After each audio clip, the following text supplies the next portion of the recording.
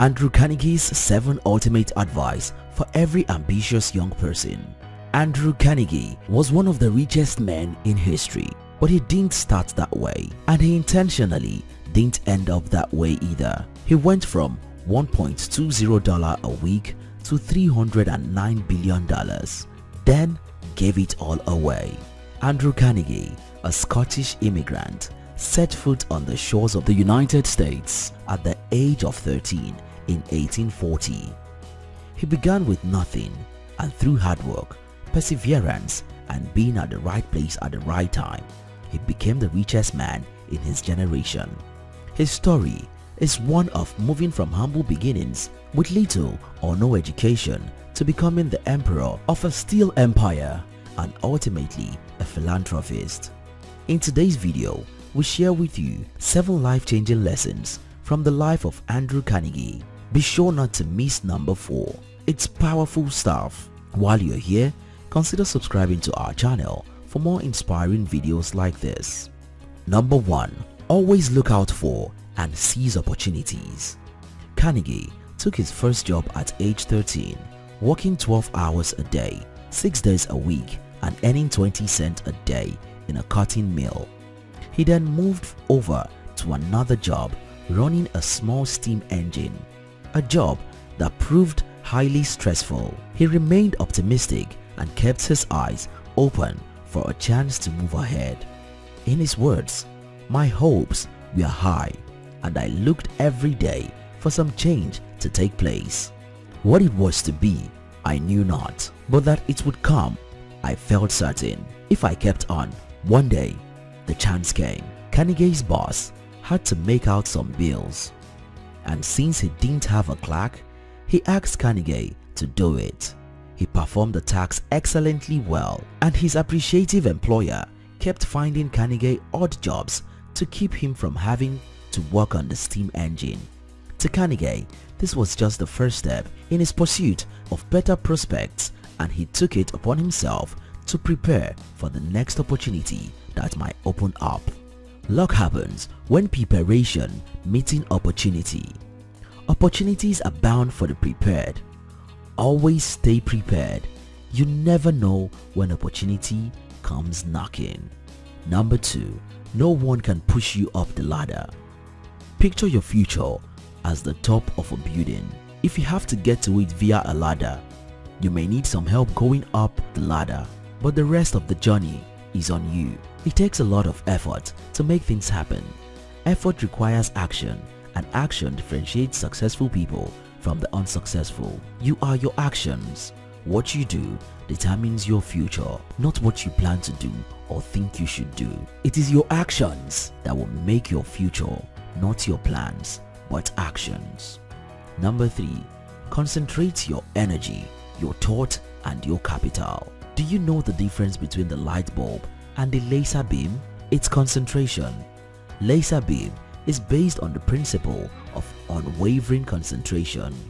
All the light beams focused at a point can cut through anything. Conversely, the light from light bulb cannot cut anything because it is designed to disperse light. This principle of concentration also applies to your vision. Focus on one goal at a time. You will end up getting more things done. When you try to get several things done at the same time, you spread yourself too thin to make an impact. Be the laser beam, not the light bulb. Number 4. Better to ask for forgiveness than permission. Andrew Carnegie always followed the maxim to exercise initiative by taking appropriate action in the absence of others. He understood that the man who sits and waits to be told what to do in critical situations will never get ahead.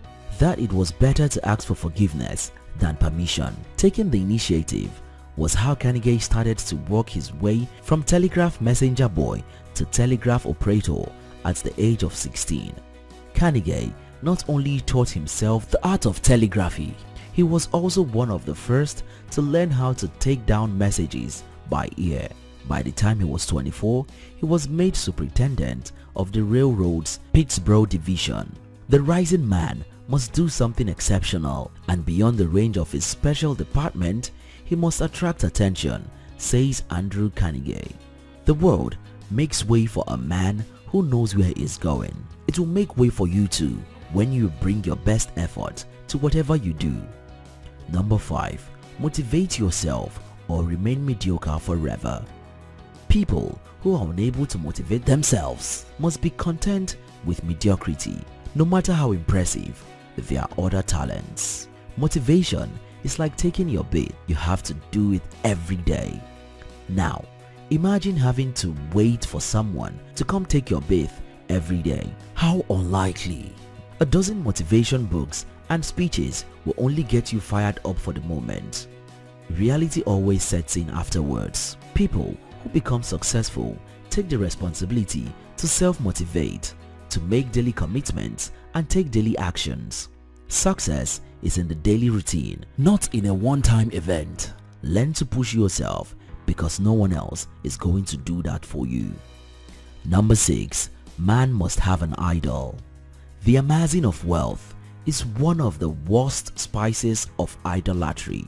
Andrew Carnegie made the above statement in a letter he wrote to his 35-year-old self. He further said, "No idol more debasing than the worship of money."